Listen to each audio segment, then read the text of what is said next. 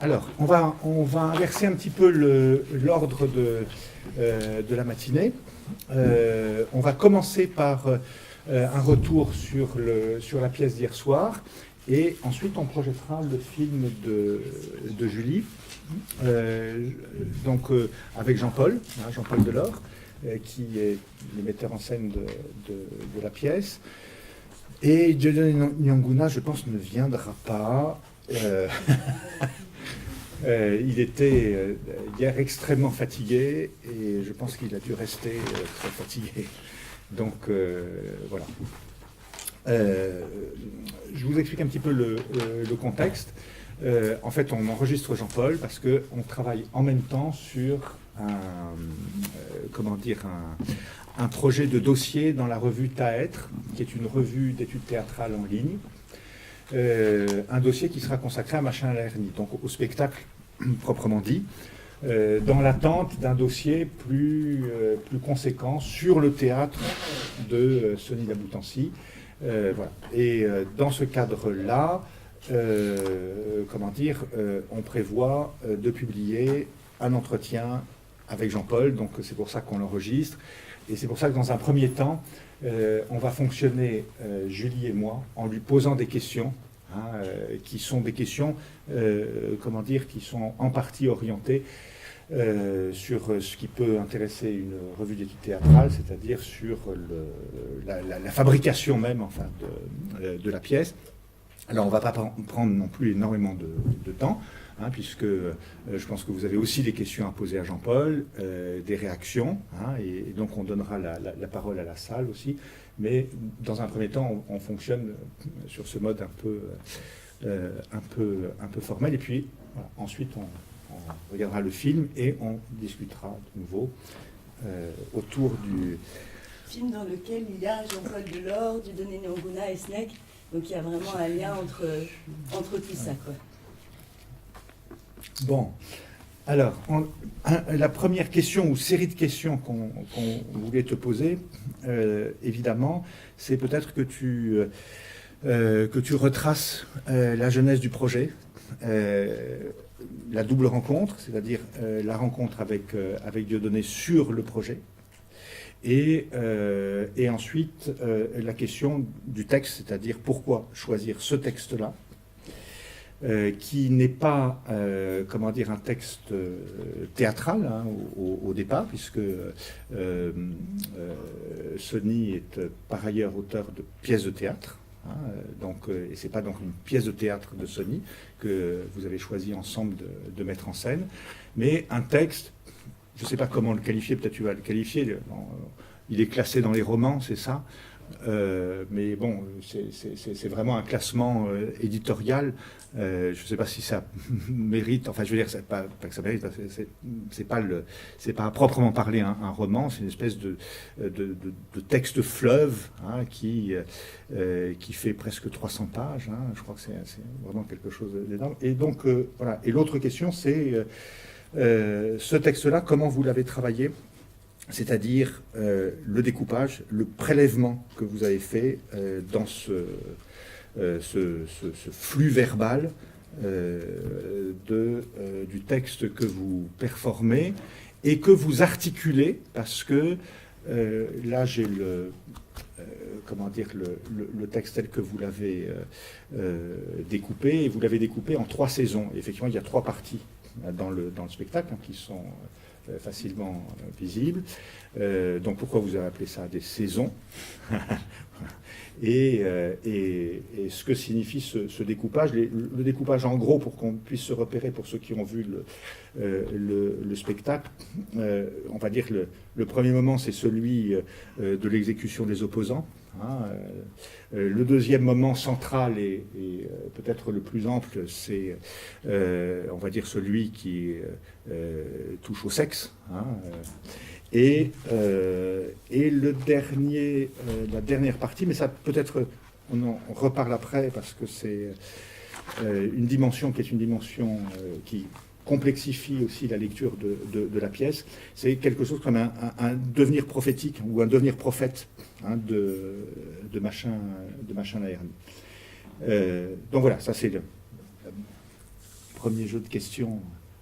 Ça va? Oui, ça va, ça fait plusieurs questions. Pour essayer d'être rapide sur pourquoi ce texte, comment on en est arrivé à travailler là-dessus. Je crois que on va vers les textes et puis les textes viennent vers vous aussi. C'est que je crois que dans le compagnonnage, le travail entre Dieudonné et moi, parce qu'on a travaillé de nombreuses années dans différents pays ensemble, et petit à petit s'est imposé ce texte-là de Sony comme un texte qui peut-être nous ressemblait, enfin ressemblait à ce qu'on aimait, entendre comme rapport à la, je dirais presque de façon formelle au théâtre, c'est-à-dire pas forcément des dialogues, pas forcément des choses comme ça, mais c'est une sorte de monologues dont on ne sait plus s'ils sont intérieurs ou extérieurs. Cette solitude-là, c'est des choses qui nous touchaient, nous bouleversaient. Alors, Dieudonné peut-être encore plus que moi, ça sans doute, enfin mieux que moi, connaissait bien le travail l'œuvre de Sony. La Bouton de Cime, moi je l'ai découverte grâce à Nicolas Martin Carnel plus tard, enfin dans les années 80, au milieu des années 90.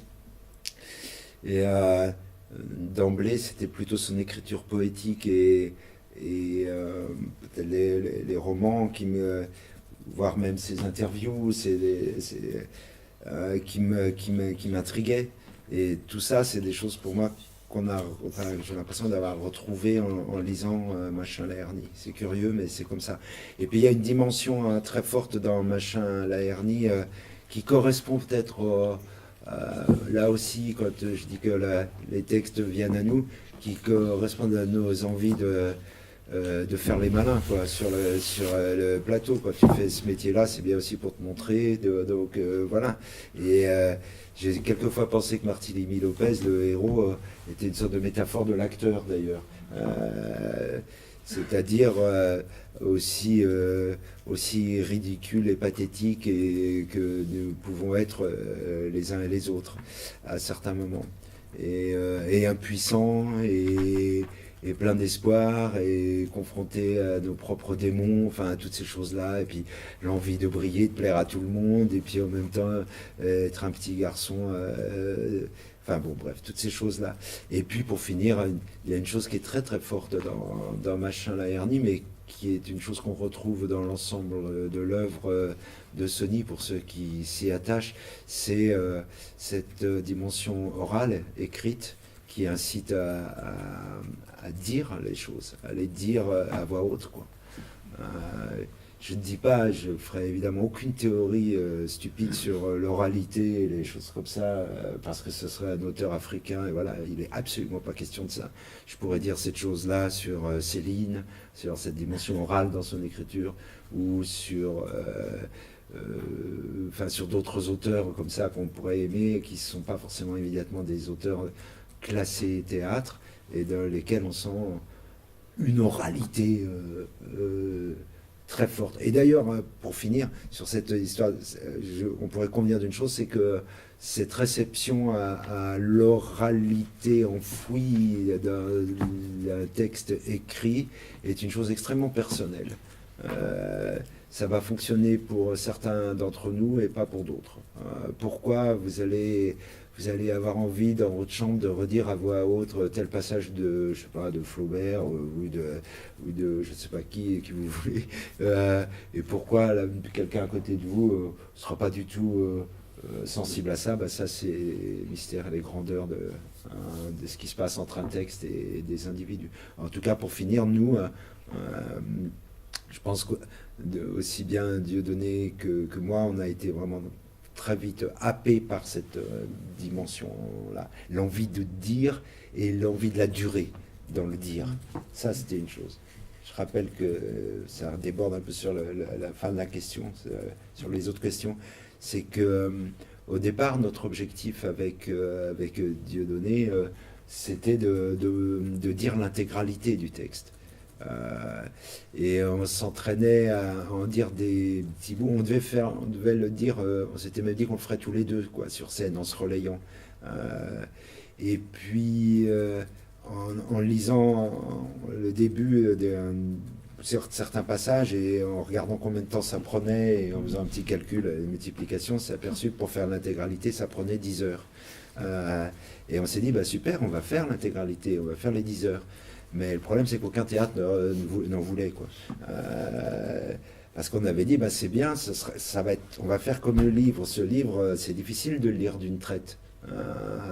Vous le lisez, vous le laissez tomber, vous y revenez. Vous savez plus bien si vous le laissez tomber, si vous refermez le livre sans mettre un marque-page, vous allez avoir du mal à retrouver la page où vous étiez resté parce que vous avez l'impression que c'est toujours pareil. Ce qui est pas faux, c'est ça la beauté de ce texte, c'est comment il avance en développant des motifs récurrents sans arrêt, et puis à chaque fois il y a quelque chose qui se rajoute, et ça crée une sorte de transe verbale, littéraire, enfin qui est sensible aussi à la lecture, et voilà. Donc nous, c'était à ça qu'on voulait se confronter, à cette durée.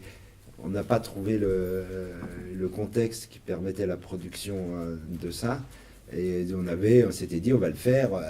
Et puis ça durera 10 heures, les gens sortiront s'ils veulent, ils iront manger, ils reviennent, de toute façon ils n'auront pas forcément perdu grand-chose, parce que ce livre, c'est un livre ouvert, qu'on ne peut pas refermer, comme il avait dit, Sony, je vais écrire un livre qu'on pourrait relire 50 fois, donc oui. Voilà. Parce qu'il y a des imbéciles qui lisent les yeux fermés. Ouais, voilà. Donc voilà. Donc c'était ça l'objectif. On a blagué avec ça, on s'était dit, oui, et puis l'acteur ou les acteurs, ils suivront les spectateurs dans la rue si jamais il en a. Si un spectateur en a marre ou il veut rentrer chez lui, je sais pas quoi, tout d'un coup il y a quelqu'un derrière lui qui continue à lui dire hey, machin, il monte dans sa voiture, et il y a des trucs, il y a des moniteurs de partout, dans les chiottes, dans les trucs, et puis si elle peut se faire bouffer, histoire d'être envahi par ça. Et au bout du compte, c'est pas un regret parce que bon, c'est comme ça. Je pense que dans ce à quoi on est arrivé, il y a, je pense qu'on a fait remonter et mis dans cette forme finalement relativement conventionnelle du point de vue de la durée, 1h30. On a mis on a fait rentrer cette notion de permanence de la parole et de débordement. Et t'as pas répondu sur le découpage? Le découpage. Oui, répondez. Sur le découpage, bah, c'était un peu difficile, vraiment. Bah, ça, c'est moi qui l'ai fait. J'ai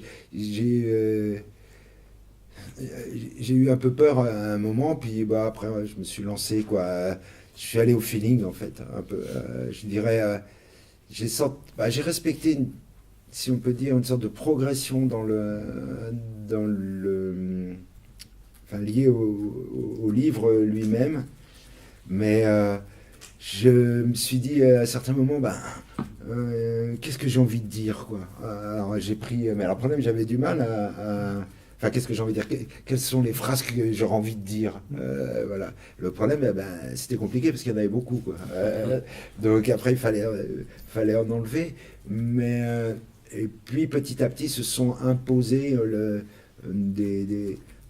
je dirais des thématiques, pas des thématiques, des figures, je sais pas, toi tu pourrais dire ça mieux que moi, Nicolas, des choses qu'on avait envie de faire revenir, puisqu'elles reviennent déjà, quoi. Mais je ne saurais pas trop dire. Si la chose que tu me rappelais là, à l'instant, Nicolas, c'est qu'effectivement, dans le début, nous, on a pris peut-être les 20 premières lignes du début, c'est pas dans Machin la hernie, c'est dans l'état honteux. Parce que dans l'état honteux, il y a une chose plus. Comment on peut dire, plus ordonnée. Oui. On dit. Voilà, je vais vous raconter l'histoire de Barthélemy Lopez, etc. Donc c'était une façon un peu de pas larguer encore plus nos pauvres oreilles de spectateurs. Et voilà. Alors peut-être on a une autre question donc, qui rejoint un peu ces histoires de saison. Ce qui est très frappant quand on regarde le spectacle, je ne sais pas après vous, vos impressions, c'est l'immobilité. Et c'est la beauté de cette mise en scène dans la concentration des moyens, l'aspect minimal, l'immobilité de Didot qui fait quand même un parcours qu'on peut même, peut-être dans ce contexte encore plus où on réfléchit sur la danse, c'est dire qu'il est chorégraphié. En tout cas, c'est une des questions qu'on a. Mais en tout cas, il y a ce parcours où Didot passe d'un endroit à l'autre de la scène pour à la fin être totalement fixe face à ce micro. Et c'est quelque chose de très fort de faire une telle traversée, justement, avec tous les mots qu'on posait, qui est une traversée fleuve, qui est une traversée monstrueuse, qui est une traversée à la fois très humaine, avec cette immobilité en même temps. Et donc la question qu'on voulait te poser, et notamment parce que certains d'entre vous ont dû voir la lecture Langue et lueur de Jean-Paul, qui est aussi une lecture musicale, que tu as donné ici. Là, on est vraiment aussi dans ce rapport entre cette transe verbale et cette musique, qui, notamment la troisième partie qui amplifie cette transe. On se disait que notre question, c'est comment ça s'inscrit dans ta veine de mise en scène, c'est-à-dire, est-ce que justement, tu es quelqu'un qui travaille tellement avec la musique et dans ce rapport entre texte et musique que c'est à partir de là que cette mise en scène t'est venue? Est-ce que c'est autre chose que tu racontes? Voilà, on avait envie de t'entendre là-dessus. Parce que c'est très frappant, en tout cas. C'est ce qui fait que le parti de cette mise en scène est très fort pour nous, cette immobilité et cette transe en même temps. Voilà, le décor et la scène principale de Machalin et Ernie, c'est le corps de celui qui le fait, de celui qui le dit. Mais parce que le paysage principal de Machalin et Ernie, c'est le corps de Martí-Limy Lopez. Tout le reste, c'est des choses il est traversé par les autres. Et l'acteur est traversé par ces mots. Et il est devenu assez clair dans les répétitions qu'il ne s'agissait pas d'un conte, d'une histoire à raconter, mais d'une histoire qui se raconte de l'intérieur et à l'intérieur de quelqu'un. On prenait quelquefois des images qui étaient presque des images empruntées à l'enfance, l'enfant qui joue très sérieusement, au bout du compte, à des jeux terribles, mais avec, je ne sais pas, un bout de bois, une poupée, une voiture, et il va dire, et elle rentre à ce moment-là, et l'autre, il pousse la porte, ah, t'es mort, toi. Et il est mort, là. Donc, c'est ça, et à mesure que je fais ça, je me rends, même de ce que je viens de vous dire, je vois bien les gestes que je fais. Et il y a eu quelques répétitions intéressantes dans le sens où au départ, par exemple, naturellement, Dieudonné marchait beaucoup, et voilà. Et on s'est dit assez vite, mais on dirait un spectacle de stand-up comique, et on n'a absolument rien contre ça, évidemment, parce qu'il y a des trucs formidables dans ce domaine comme dans d'autres, mais c'était pas ça la question. On perdait alors là, pour le coup, on perdait vraiment totalement le contrôle avec ce qui se disait. Parce qu'il y avait trop de mouvements. Et il y a eu une fois, on a fait aussi une répétition avec Dieudonné, là on n'était que tous les deux, où je lui ai proposé de... On n'avait pas encore fini le découpage d'ailleurs, qui s'est poursuivi pendant les répétitions finalement.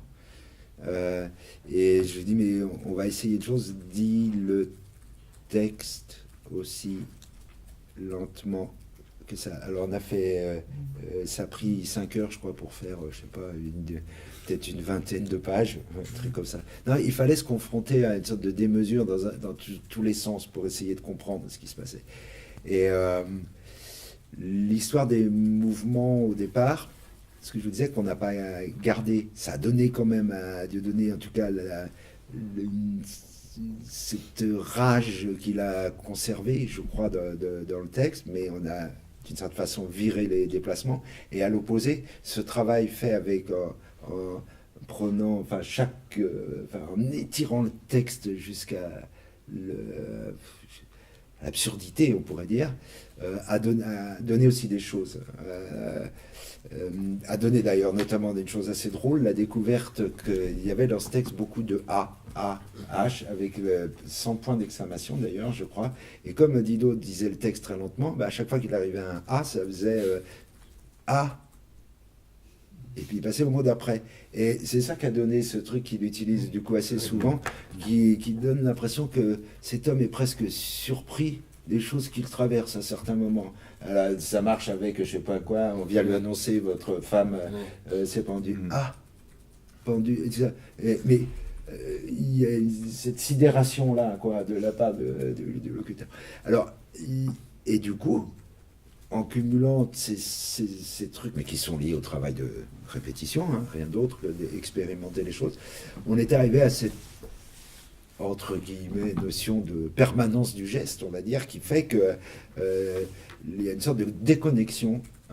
Et c'est là où Dieudonné, il est incroyable, parce qu'il arrive à le faire de façon incroyable. C'est pas si simple que ça à faire. Il déconnecte complètement, il dissocie le geste et la parole. Il va commencer à parler, pris dans. Alors, il est comme ça, et puis ça va continuer alors qu'il est plus du tout en train de parler au même rythme. Et moi, j'y arrive pas, moi, etc., etc. Où il va garder un geste fixe pendant. Vous avez vu ça pendant, je sais pas, 5 minutes ou 7 minutes. Ce geste est évidemment né. Ça, tous les danseurs connaissent ça mieux que nous. C'est né d'une impulsion, je dirais presque logique et nécessaire, indispensable. Mais après, ça l'est plus. Il ne devrait pas garder la main comme ça. Je crois. Donc on est presque dans le... C'est un détour pour arriver, on se retrouve près du no. On se retrouve du côté plus asiatique. Non, mais je blague, mais en tout cas, c'est vrai qu'il y a quelque chose d'étonnant. Mais tout ça pour revenir au point de départ, que la scène, c'est lui, c'est le corps. C'est pour ça aussi qu'en termes d'image, ce qui est derrière, ce qu'on voit, c'est essentiellement c'est ce visage qui bouge tout le temps, qu'on ne voit pas forcément bouger, qui bouge tout le temps, qui a des tout petits... des fois, un œil bouge, se ferme, voilà, ce portrait omniprésent. Et puis, effectivement, tu as dit ces 3 saisons, parce qu'on a dit, mais c'est comme une série finalement, c'est comme une série télé, tu retrouveras toujours le même truc. Donc, au départ, c'était presque une blague, mais c'est dit, voilà, on sentait bien qu'il y avait 3 parties qui étaient un peu liées à ce que a dit Jean-Christophe. Effectivement, cette première partie, qui est, je dirais que oui, c'est l'exécution de. Mais c'est surtout la première partie, pour nous, c'est pour rentrer, le comédien dit, je vais vous raconter l'histoire de Barthélemy Lopez, mais c'est pour rentrer dans le livre, quoi. Il rentre dans le livre, et puis il devient le livre.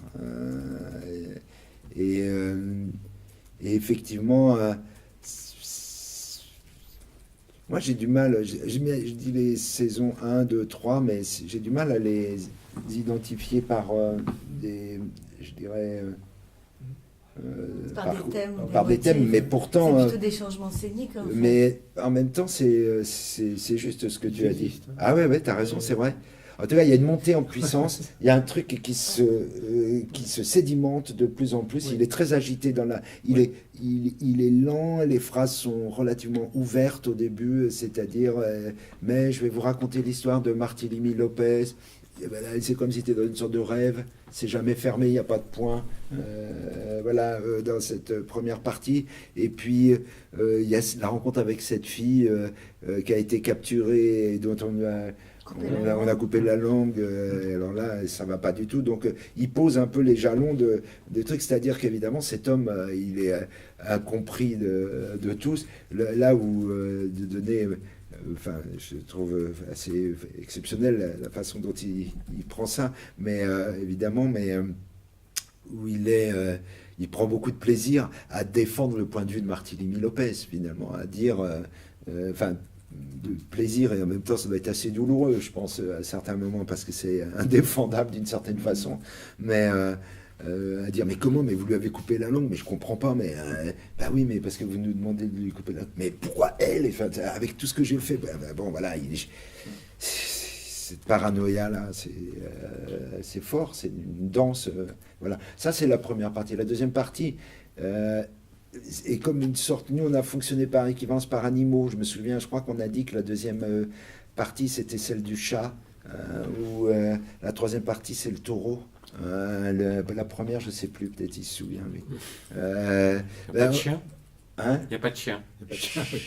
Peut-être qu'il y a un chien. Ou alors c'est la deuxième partie, c'est le chien. Dans la deuxième partie, il y a plein de... En fait, à la fin de la première partie, il dit... La démocratie, vous posez toutes des questions. Vous posez toutes les questions, je donne toutes les réponses. Et là, il sort. Et pendant ce temps-là, on projette le petit film, là, où il se décompose. Là, et puis arrive, et il revient. En fait, il a prévenu, ok, je donne toutes les réponses. Ben, maintenant, je vais vous les donner. Et là, il fait tout. Il fait le palais, quoi. Il fait puis tout le reste, quoi. Enfin, tous les personnages, et il y va, et il travaille, il bosse. Et ça se mélange avec le travail de l'acteur, c'est ça qui est rigolo. C'est là où, quand je disais que c'est c'est une métaphore de l'acteur, Barthélemy Lopez. Donc voilà. Et en même temps, c'est la décomposition, c'est le crapaud, c'est la merde, Mais ça, c'est la deuxième partie. C'est la deuxième partie. C'est encore la deuxième partie. C'est la fin de la deuxième partie. Dans la fin de la deuxième partie, effectivement, ben, on sent le pire arriver. On sent que là... On y est depuis longtemps déjà, quoi. Ça va pas très bien, mais ça s'enfonce. Là, ça va loin. Là, à la fin de la deuxième partie, ça correspond dans le roman. Je sais plus à quel endroit c'est. Ça doit être dans le milieu. Je sais plus. Où effectivement, il met il oblige tous les ambassadeurs, tous les ministres à bouffer les tas de merde qu'il y a de partout. Bon, Monsieur Nicolas Martin-Gralen, vous allez nous parler Non, c'est toi qui as la question. le cannibalisme dans ces histoires-là. Enfin, en tout cas, on y arrive à la fin de la deuxième partie, c'est ça. Et là, on sent que là, de toute façon, il y a un point de non-retour qui a été franchi.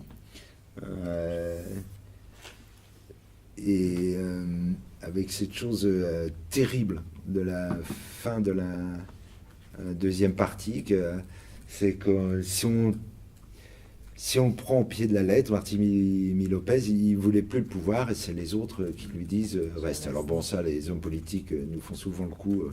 Je voulais pas me représenter, mais on me l'a demandé. Je pouvais pas refuser aux gens qui me l'ont demandé de le faire. Mais non, ce qui est terrible, c'est l'incroyable méchanceté, dureté, de regard sans, comment on peut dire, sans aucune forme là je parle de Sony, de complaisance.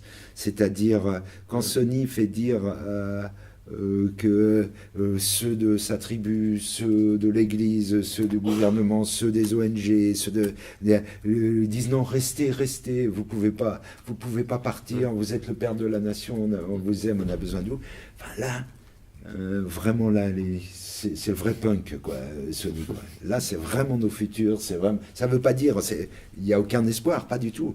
Mais là, il secoue c'est pas le cocotier qui secoue, c'est vraiment l'ensemble de la forêt, voire au-delà, quoi. Et là, c'est très, très, très, mais c'est très dur, quoi. C'est vraiment très dur, ce qui se dit dans ce moment-là. Et quand ces moments-là, et comme par hasard, c'est un des moments où Dito bouge plus, quoi. Où là, c'est vers la fin de la deuxième partie, là, où il se frappe, il fait comme les mamans font au pays aussi, des fois, où les gens, quand ils se tapent contre le sol en disant non, quand ils mettent les pagnes parce que le président passe, le ministre, voilà, enlève les pagnes, on les met au sol pour que quelqu'un passe. Et cette espèce de soumission comme ça servitude volontaire. La servitude volontaire, voilà. Ça, c'est dur, quoi. C'est violent. C'est la fin de la deuxième. C'est la fin de cette deuxième partie, mais qui est encore qui est celle qui est la plus mobile sur le plateau. Et puis effectivement la troisième partie qui. T'as dit c'est quoi? C'est le côté sonien, quoi. Ouais, on entend Sony, des mots, on entend Sony. on entend une autre voix, il y a de la... Crépusculaire. Voilà, crépusculaire, l'apocalypse, il n'y a pas de fin et c'est toi qui la veux. Ouais. Parce que tu peux pas soulever 100 kilos. Ouais, c'est ça. Il n'y a que la terre qui a... Et un peu, si tu peux nous en parler. un peu le dernier Sony, du dernier théâtre. C'est possible, ça. Il y a des formules quand il dit le monde va mourir, tu le sais. Ah oui. Il y a le thème du cosmocide, enfin, Ouais. qui est là, très, très fort. On l'entend lui directement. La fin, c'est vraiment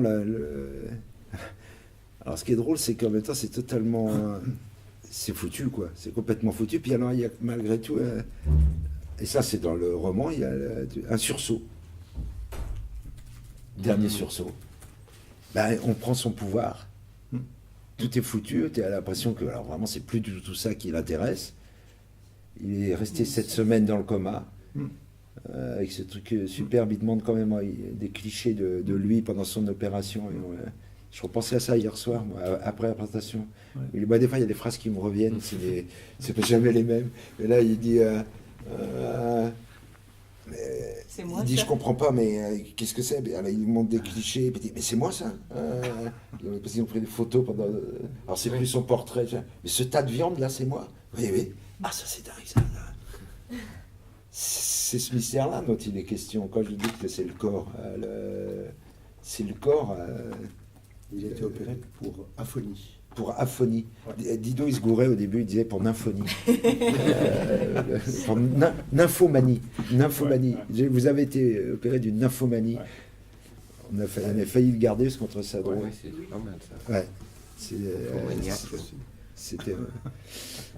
Et oui, c'est le gros désespoir, quoi. C'est terrible.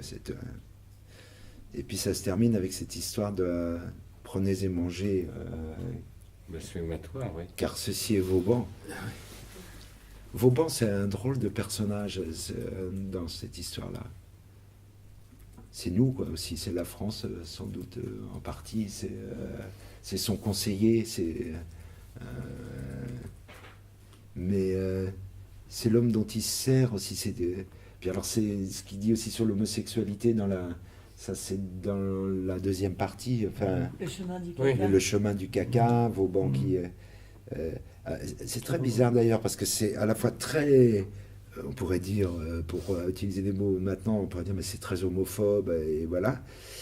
Et c'est pas ça la question, il me semble. Alors évidemment, c'est dit comme ça de façon extrêmement violente, comme il peut parler à certains moments des femmes d'une façon extrêmement violente, mais c'est pas ça. Ce dont il parle, c'est de l'humain. Il parle de l'humain violent, de la violence. Je reviens toujours à mes histoires de démons des profondeurs, quoi. Je crois pas que c'est. Il y a quelque chose. En même temps, il met à nu, si on peut dire, Sony, là, une sorte d'incompréhension. Là. Toi, tu parlerais mieux de ça que moi. C'est un vaste sujet, non? Oui, c'est un vaste sujet. C'est question du sexe dans Machin la hernie. Et il y a une nouvelle qui s'appelle Tenue de ville exigée, où on voit aussi le président qui va dans la boue, qui se retrouve dans une sorte de maison. C'est un peu une atmosphère un petit peu de. Oui, maison un peu sadienne. Et il y a cette. Je sais pas si c'est quelque chose de. Un peu de la décadence impériale, quelque chose qui tombe, quoi. Ça fait partie d'un portrait d'un état de société complètement. C'est pas. Il y a un roman qui aborde cette question-là aussi, d'un Camerounais, Séverin Cécile Abega, je trouve très intéressant, qui s'appelle Le Bourreau, et qui était assez proche dans cette thématique-là de ce portrait un peu apocalyptique, de quelque chose qui.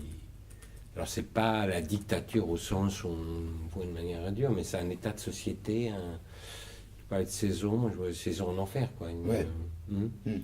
Saison de parole, saison en enfer. On n'a pas. Mais c'est sûr qu'il y a des accents sadiens, très nettement. Et je me souviens d'Annie Lebrun qui te disait, Oui. à propos de ce que tu disais là sur l'humain, l'incompréhension, et en même temps aller très loin, elle disait il faut que Sony, pour atteindre ce rapport organique au langage, elle disait il faut qu'il aille très très loin dans la décomposition, dans la boue, pour en ressortir ce petit théâtre de langage qui justement lui semblait être la seule lumière de ce texte, quoi. Elle a utilisé l'image de la forêt, de la métaphore de la forêt, c'est-à-dire la forêt qui se régénère à partir de ce qui pourrit, qui tombe au sol. Ça, c'est juste, quoi. Il écrit à partir de la pourriture oui. Oui, mais on peut élargir en général au Congo, enfin la fratrie des écrivains. Ils ont les meilleurs livres, ce sont qui sont parus sur ce sujet-là, parce que l'état honteux, c'est le né d'un échange avec, par exemple, le Pleurer rire d'Henri Lopez, qui lui avait donné à lire. Je n'ai écrit que ton livre, il le met en dédicace. Et moi, c'est ce qui m'avait frappé. Pleurer rire, c'est quand même comment quelqu'un était au gouvernement et tu fais une peinture quand même très noire de ce qui se passe, quoi, avec une lucidité, c'est une sorte d'autoportrait, je veux dire, Boucher, on pense à des peintres, oui, c'est une peinture quand même assez en rouge et noir, très dure. Alors moi j'ai une question sur ce...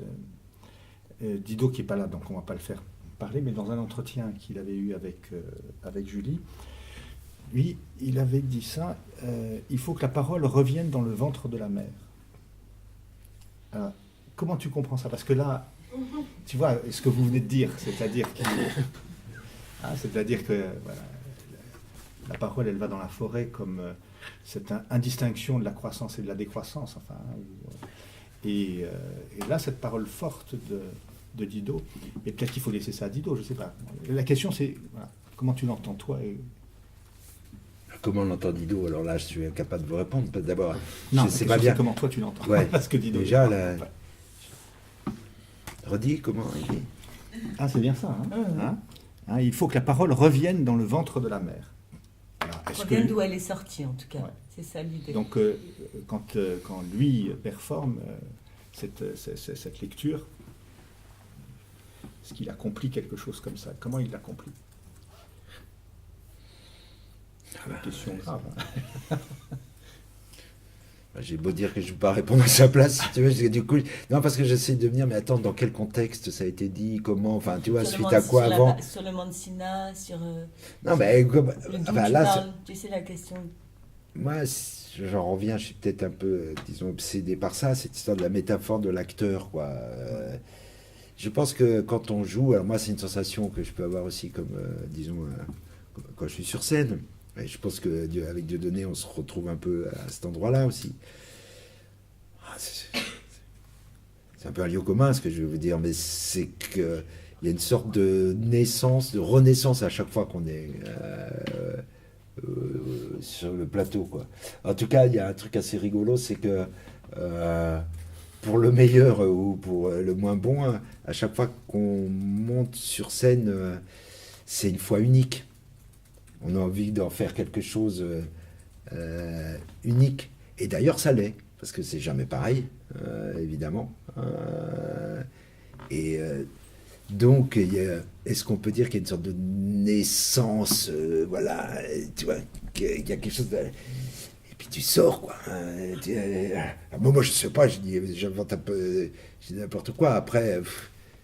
il y a probablement des choses beaucoup plus... je sais pas, vous pouvez répondre mieux que moi, finalement. Vous posez des questions, mais vous connaissez les réponses. Non, on n'est pas intimidé. Non, il y a un affolement de la parole, si on l'interprète comme ça littéralement, il y a un affolement de la parole hors du ventre, en quelque sorte, hein, qui n'arrive pas à être contenu et à se...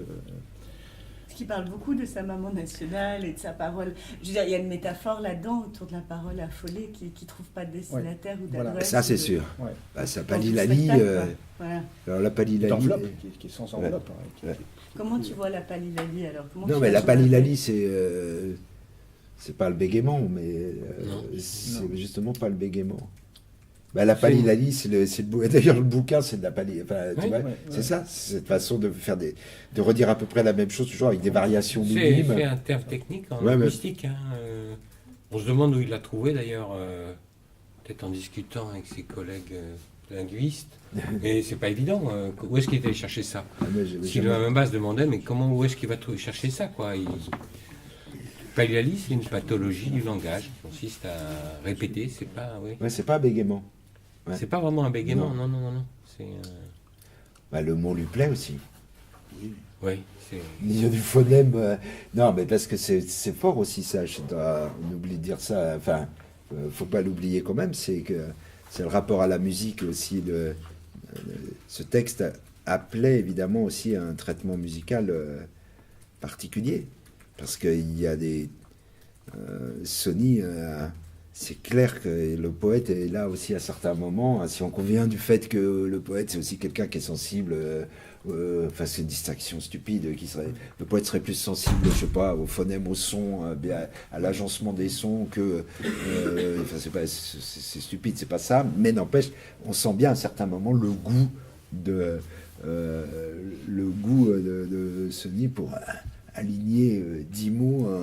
Certes qui font sens, mais parce que aussi il sonne d'une certaine façon. Enfin, il aime ça.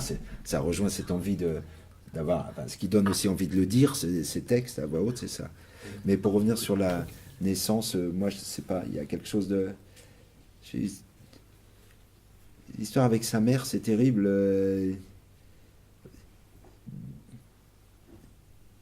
Un truc étrange, cette relation avec Maman Nationale. Elle le manipule complètement. C'est une mère totalement abusive, mais en même temps, lui, il la vampirise complètement. Ils ont un drôle de rapport, hein, tous les deux. Hein. Ça laisse visiblement pas beaucoup de place de décision aux autres. Il dit qu'elle s'est déchiré la braguette pour le mettre au monde. Ben, on peut réfléchir à ça. Tout est dit. Oui, parce que la braguette, elle est masculine, la braguette. Non, Bah oui, donc je sais pas. c'est une mère mâle. C'est une mère, ouais, je sais pas si c'est une mère mâle, je sais pas, mais en tout cas, ouais, c'est Maman Nationale, c'est quelque chose. Ouais, les gens ont dit que quand des fois on parlait de ça, ou même d'autres gens m'avaient dit qu'ils pensaient à cette interview de Mobutu qui annonce la mort de sa mère. Et, Oui. Et mais il est déjà maréchal depuis longtemps. Et il a quelques dizaines de milliers de morts sur la conscience déjà. Et il annonce la mort de sa mère et il pleure. À chaudes larmes devant les caméras pendant longtemps. Enfin, bon. Est-ce que vous avez envie de participer maintenant? On a beaucoup pris la parole, pardonnez-nous, mais justement maintenant de poser des questions à Jean-Paul. Après, on te laissera la parole aussi, Nicolas. On fait un va-et-vient, une dernière. Si tu as envie de poser une question. Et peut-être d'autres ont envie de poser des questions à Jean-Paul tant qu'il est là. Non? Voilà. Excusez-moi, je ne connais pas son œuvre d'ancien, mais j'ai entendu ce que vous disiez. Je voulais savoir s'il était inspiré par le théâtre d'Artaud. Est-ce que c'était inspiré par le théâtre d'Artaud? Est-ce qu'il y a quelque chose d'Artaud dans Vas-y, un Oui, effectivement, il y a. Artaud est une de ses. Il l'a découvert assez tard et je crois que c'est un des rares qu'on citait, effectivement. Alors, dans quelle mesure les mots Pesner, c'est quelque chose Sony cite rarement ses lectures, je ne pense pas qu'il lise tellement, mais effectivement, c'est une des rares fois où on le trouve dans un roman inédit d'ailleurs, dans un brouillon de roman, on trouve les mots Pesner, il cite. Voilà. Donc, il se réfère plusieurs fois à Artaud, et effectivement, dans son théâtre, le théâtre de la cruauté, on est bien là-dedans. Oui, si. ce qui m'avait intéressé, c'était l'histoire du geste voix aussi. Parce que finalement, il ne fait pas comme Artaud, il dissocie le geste de la voix. C'est une autre forme de technique finalement. Parce qu'Artaud parlait beaucoup du geste voix en fait. Du geste mort? Geste voix. Voix. Non, mais. Ouais, mais c'est-à-dire en fait, c'est cette façon physique de lire un texte. C'est-à-dire cette façon de... Vous lisez quelque chose et naturellement, je dirais, alors c'est pas forcément naturel, mais votre corps va faire quelque chose de ce que vous font les mots, pas seulement leur sens, mais aussi la façon dont ils sont agencés, découpés. Vous avez envie, quand vous lisez ce texte, vous donne envie d'être dans le flux tout le temps, quoi. Et vous allez peut-être avoir mal au dos au bout d'un moment. Vous allez peut-être, vous sentez bien que pour arriver à dire ne serait-ce qu'une page, il faut être dans une position particulière. Mais alors, cela dit, quelqu'un va pouvoir avoir envie peut-être d'être comme ça, tranquillement. Je crois pas. Il me semble que ce texte-là, par exemple, incitait plutôt à une sorte de quelque chose un peu courbé, un peu ramassé, étendu, avec de temps en temps des éclats. Mais voilà. Donc, ce que je vous dis là, effectivement, c'est cette espèce d'appropriation, ce travail que fait le corps de captation de l'énergie qu'il y a dans un texte. Effectivement, ce qui rapproche de ce qu'a pu dire et ce qui a pu se dire autour d'Antonin Artaud. Effectivement, le corps comme étant effectivement la scène. Oui, et puis le caca quand même. Hein? Le caca, là, Ouais. la scène, c'est vraiment, ça fait penser à effectivement, plein de choses qu'a dit Artaud.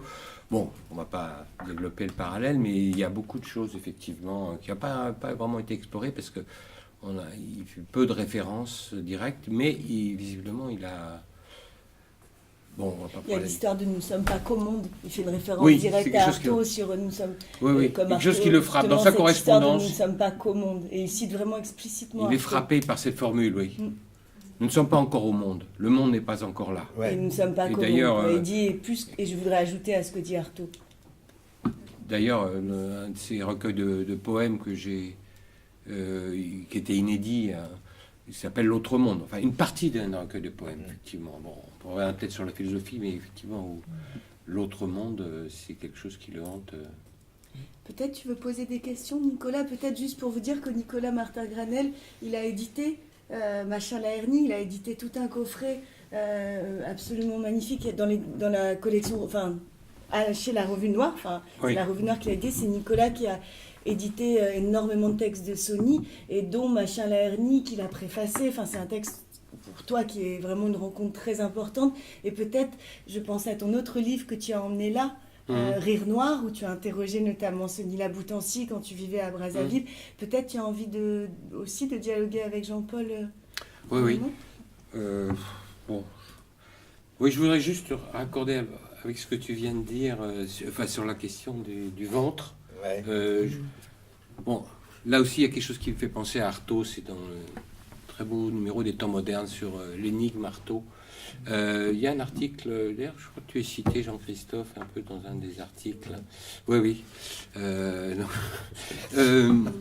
Sur Derrida et Artaud. Et la difficulté, on se trouve avec Sony, un petit peu comme avec Artaud, c'est comment un commentaire.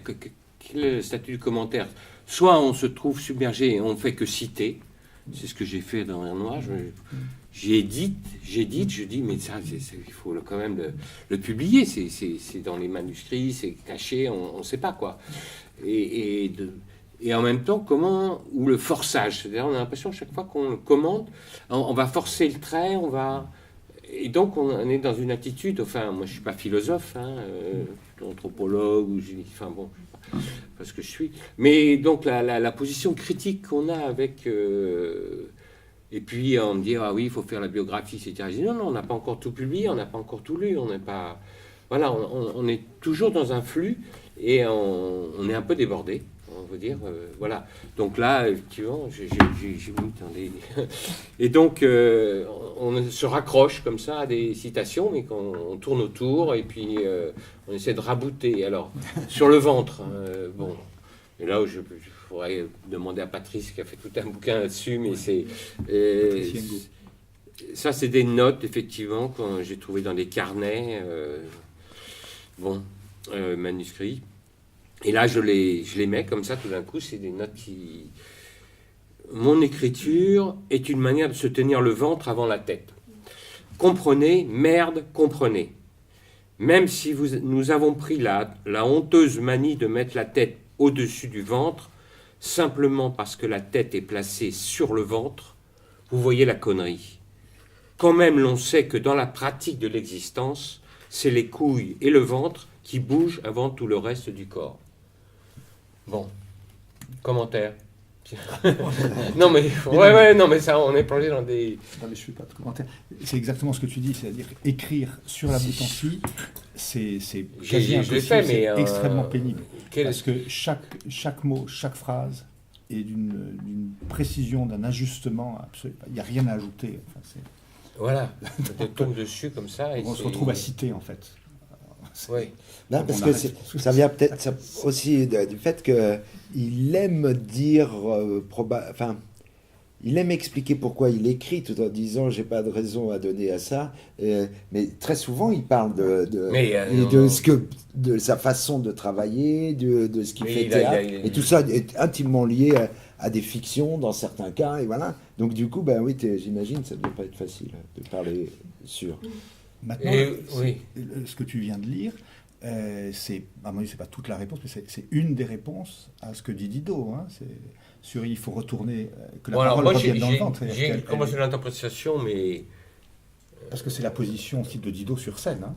de l'état honteux. Non, mais c'est le rapport qu'aborde sur la question du masculin-féminin. Ouais. Voilà. Il faudrait revenir C'est aussi, ça.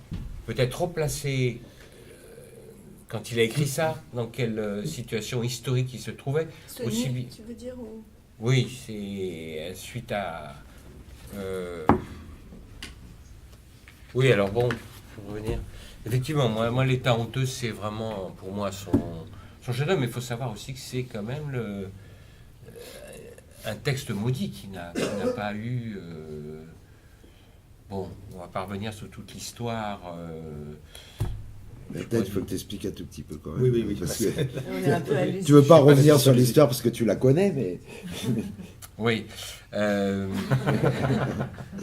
est Non, sûr, mais- si on t'emmerde, faut nous le dire. Hein. Non, mais c'est pas par quel bout prendre le truc, parce que bon, moi je découvre, bon, disons, partons de ma petite histoire, tirons le fil comme ça, parce que, et on verra après ce qui vient avec.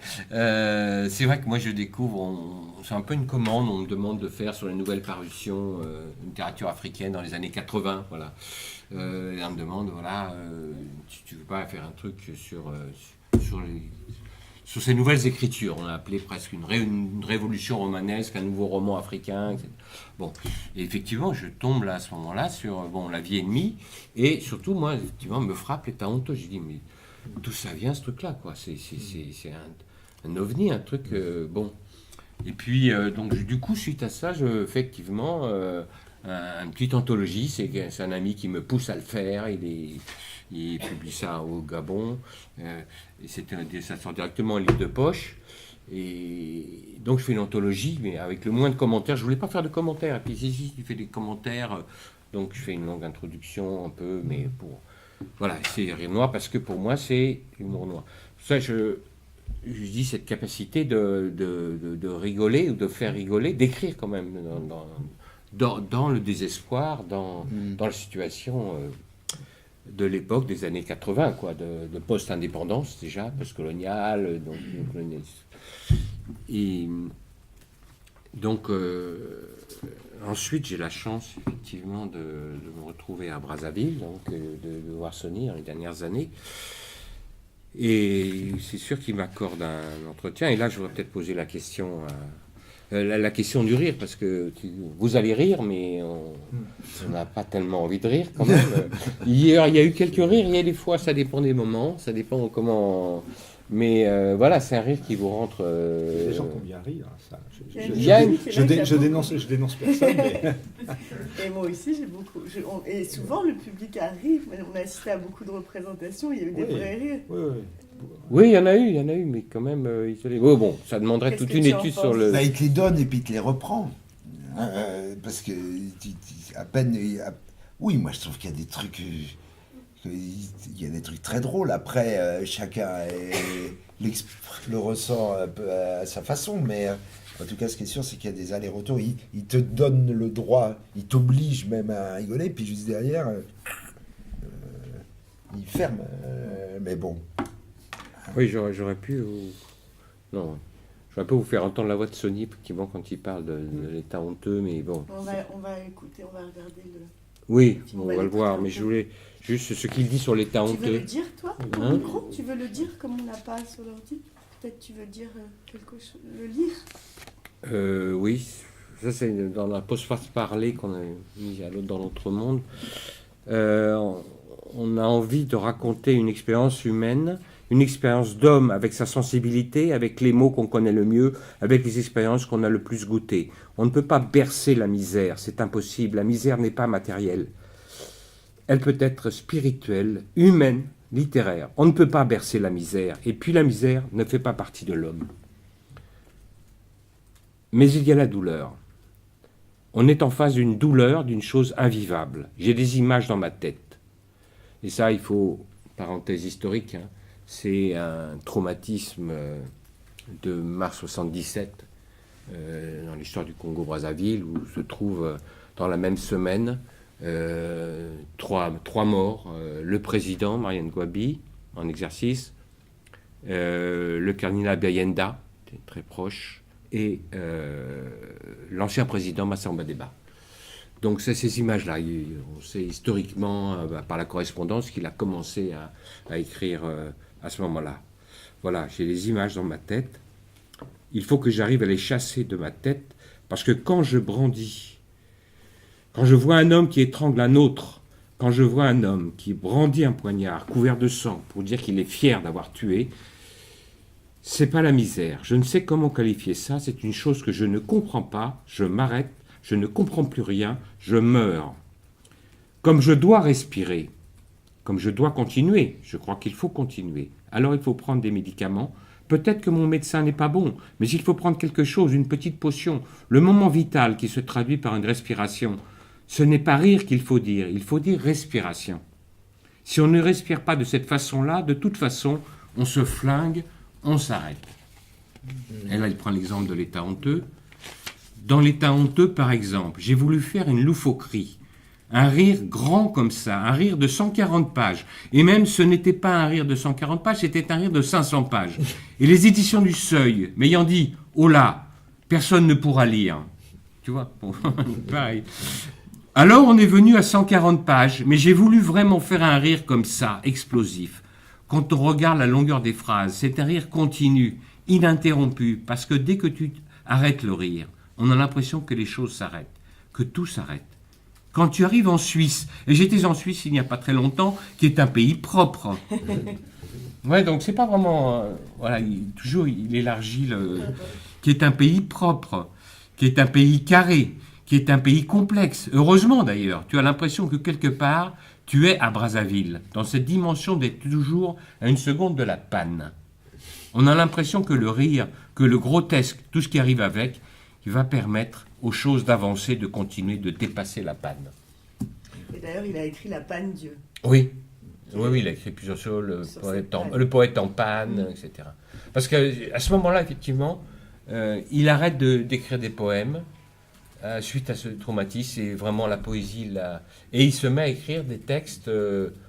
Il faudrait dire qu'il y a un avant-texte, peut-être on en parlait, non avant d'arriver à cette version, on peut dire un peu expurgée, que le Seuil accepte avec des pincettes de publier. Mais il faut savoir que l'état honteux n'est pas republié, indisponible, que c'est un texte qui a été descendu, qu'on n'a pas compris.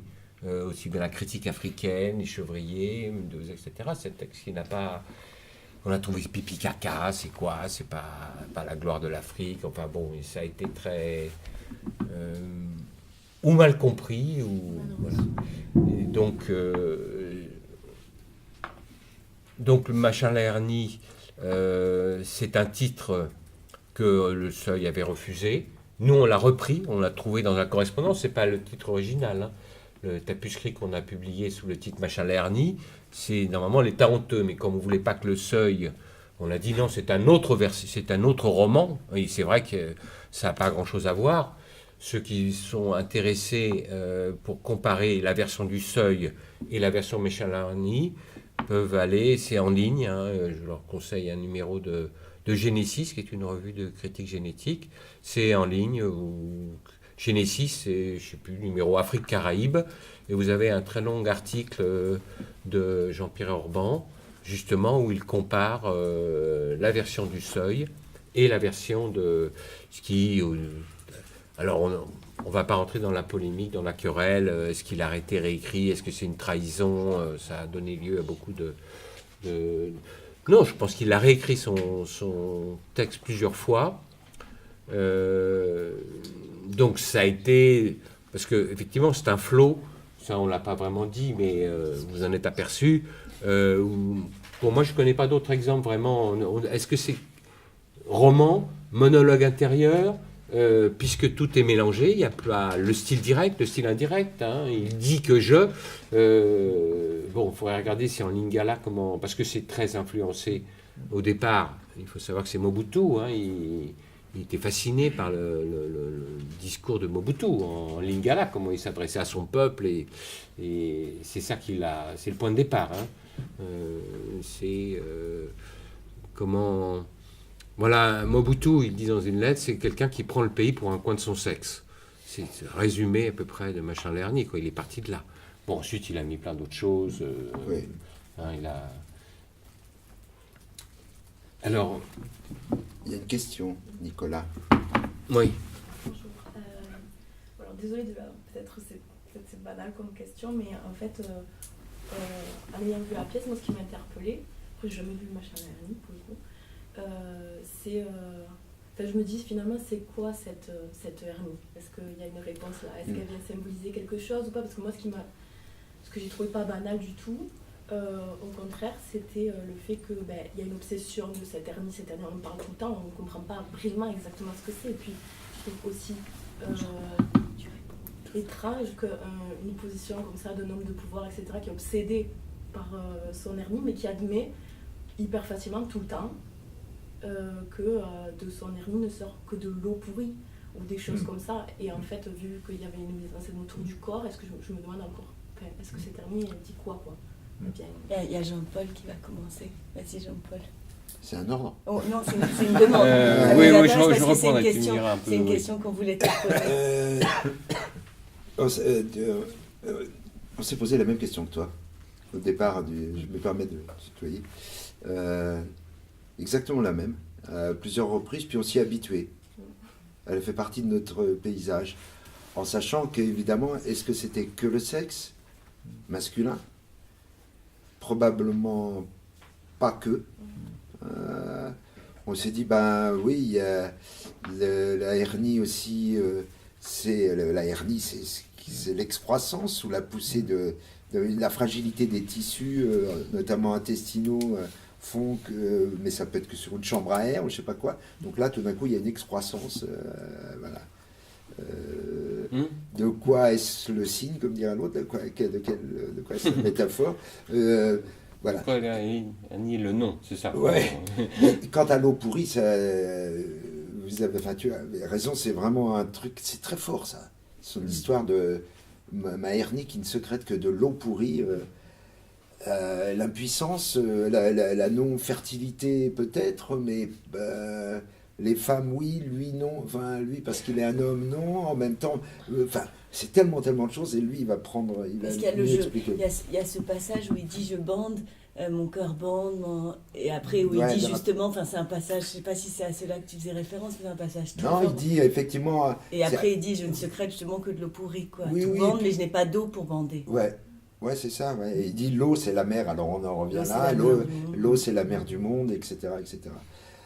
Même on dirait que j'ai l'impression que ça fait vraiment comme une extension de lui-même, cette hernie. Des fois, c'est un peu comme la narration. Des fois, elle est à l'intérieur de lui. Et là, même l'acteur là. Ouais, bien sûr. Vous avez raison. Et puis des fois, on ne sait même pas s'il parle de ça ou s'il parle de son pouvoir, oui, c'est ça. Et des fois c'est extérieur, et des fois c'est carrément presque hétérotopique, quoi. On dirait que ça se balade un peu comme une hernie aussi. Ouais. Je sais pas. Mais Oui, mais c'est oui, on pense à Ubu, on a souvent comparé Ubu, le Surmal, hein, c'est un peu... Alors je sais que dans la traduction anglaise qu'ils ont fait il n'y a pas longtemps, ils avaient traduit par, je sais pas, même pas par le terme vraiment testicule ou couille, etc. Et je trouve que c'est une erreur parce que c'est quand même une allégorie, c'est plus large que ça. C'est oui, il y avait un petit texte, c'est la condition, il dit le titre même est piège, il y a un petit... c'est un piège, hein, l'état honteux.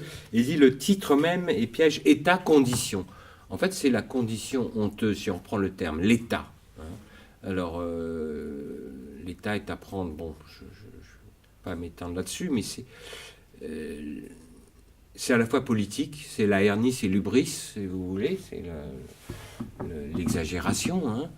Et en même temps, évidemment que c'est une allégorie du sexe mâle, la condition mâle, la banalité du mâle, on peut l'écrire dans les deux manières, effectivement.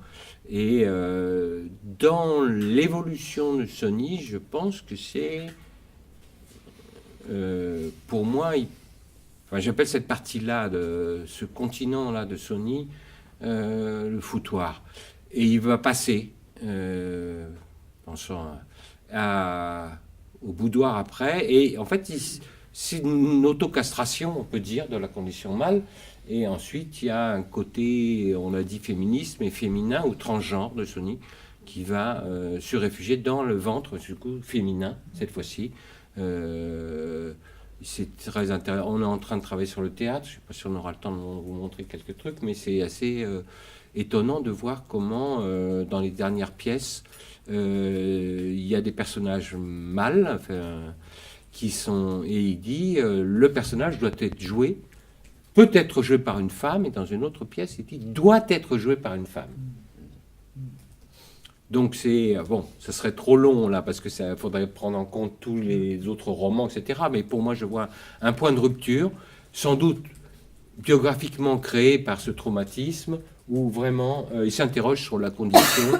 Et moi, ce que je trouve très beau, c'est de distinguer, de pouvoir comprendre le rapport entre le pouvoir, donc d'État, et la puissance sexuelle, parce que voilà, il mêle les deux, et c'est une analyse, je trouve, impitoyable du rapport entre du pouvoir mâle et de la puissance sexuelle, parce que je crois qu'il faut bien comprendre les deux. Et ça, je trouve que Bembe l'avait bien analysé dans son premier livre, Postcolonial. Après, je ne suis pas d'accord avec lui, mais là, il parle beaucoup des protubérances, la question de la gouvernementalité, et à partir de Foucault, justement, la question du pouvoir et de la puissance, quoi. Mais qui est impuissant, là. C'est pour ça que moi, Hein? Puissance, en fait, impuissance. C'est la viande inutile, c'est le cadavérique. Enfin, c'est à la fois le ventre féminin stérile et le sexe masculin, comment dire, stérile. Donc, par rapport à l'analyse de Bembe, je suis pas tout à fait d'accord. Tu parles dans la postcolonie? Dans la postcolonie, c'est-à-dire que c'est, comment dire, là, c'est la figure, comment dire, d'une souveraineté qui est à la fois une souveraineté absolue, mais qui est impuissante. Impuissante à inséminer la nation. Enfin, je veux dire, il n'y a pas, voilà, l'eau est... il n'y a pas d'eau, où l'eau est boueuse, etc. Je crois que la hernie, ça désigne ça, c'est-à-dire ça désigne cette... comment dire, l'absence du ventre de la mère. Ça le désigne l'infertilité oui. et l'impuissance de, comment dire, du souverain postcolonial. Et pas une caricature de sa, comment dire, dans le registre de l'obscénité, de sa puissance, de son pouvoir. Moi, hier soir encore plus, moi ce que je vois, c'est un homme impuissant, c'est-à-dire qu'il se bat avec cette espèce effectivement de rôle qui lui est attribué de pouvoir. Enfin, quel pouvoir, il dit quel pouvoir, etc. Il veut et ce pouvoir absolu, en même temps, le constitue dans son impuissance. Oui, Voilà, le pouvoir absolu corrompt absolument. Moi, je ne sais pas si je limiterai au pouvoir postcolonial, parce que pour moi, ça me paraît complètement universel. C'est bien sûr. Ah bah, une moi, je radiographie de la question du pouvoir. Oui. Nous, on est parti Ouais. de ce constat-là, de se dire qu'il n'a rien d'africain, cet homme-là, il n'a absolument rien de spécialement africain.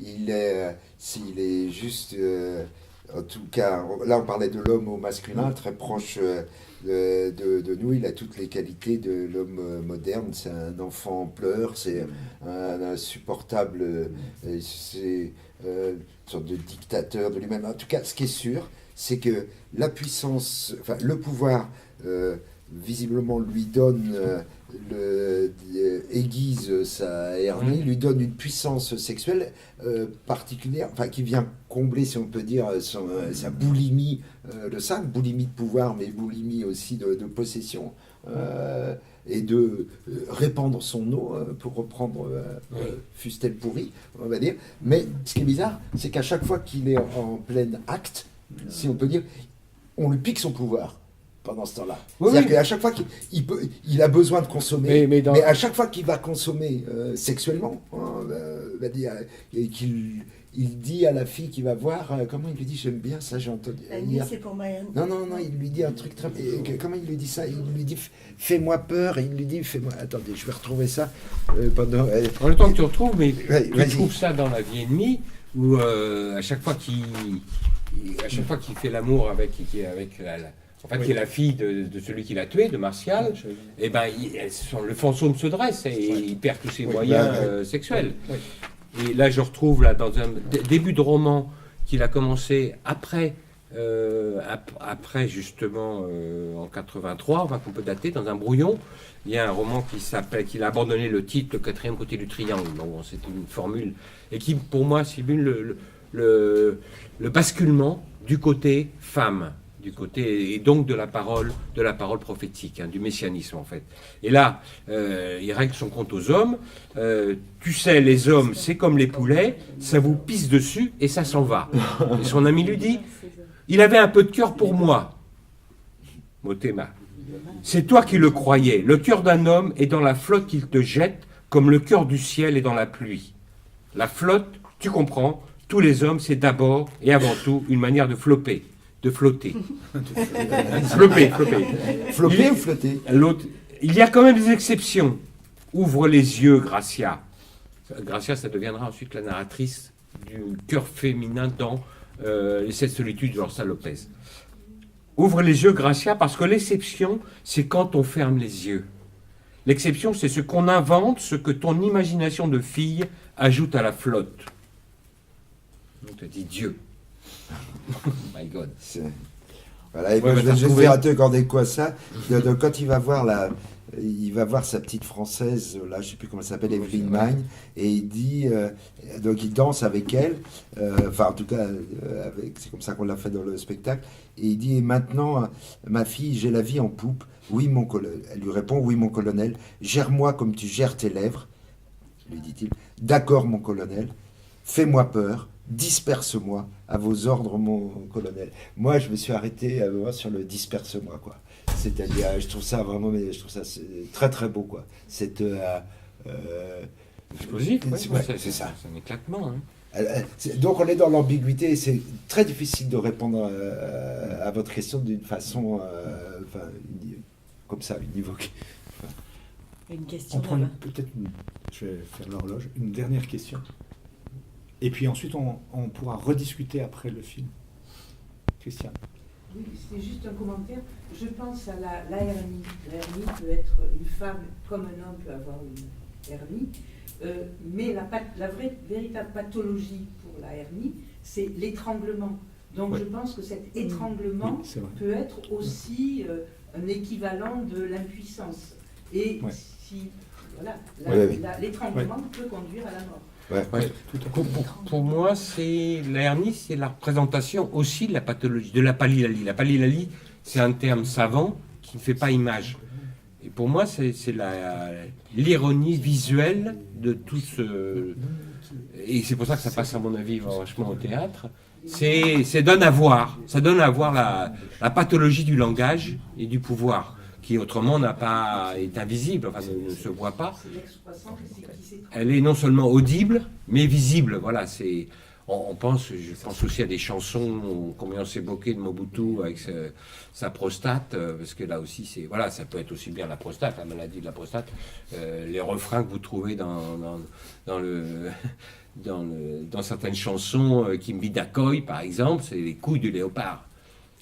Et ça se réfère à Mobutu. Voilà, sa prostate. Donc ça peut être la hernie, c'est aussi la prostate, la protestation, parce qu'il n'a jamais su dire. Voilà, c'est maladie du langage pour moi et c'est la maladie du pouvoir, puisque tout ça c'est une affaire de parole. Enfin, on va s'arrêter pour cette première séquence.